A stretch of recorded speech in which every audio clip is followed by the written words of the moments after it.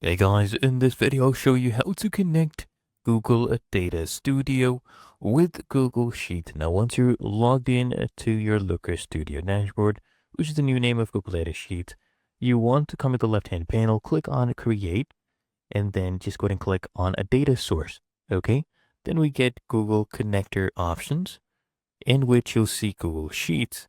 So go ahead and click on Google Sheets, and then first click on Authorize, and then we'll need to sign in with our Google account. So I'll select this one right here, and now I'll be able to see all of my spreadsheets that I have.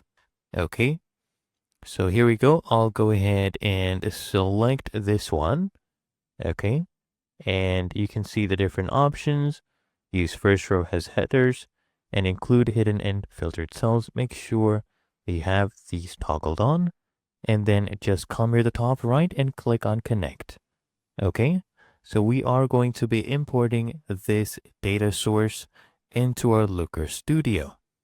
And there you go. We see the different dimensions and the metrics. Now make sure that the type actually matches.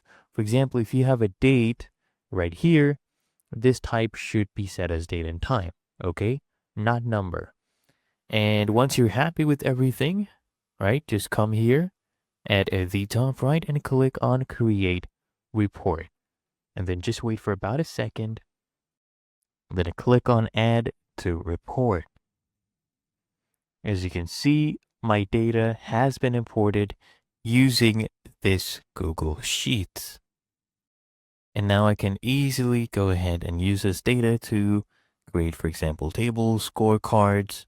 Let me place a scorecard right here and also place a pie chart. So as you can see, this one is a record count. Of course, you can change the metrics primary field or even use a different dimension entirely. So I'll also go ahead and place this pie chart on the session source. Okay. And there you go. Really that easy and simple.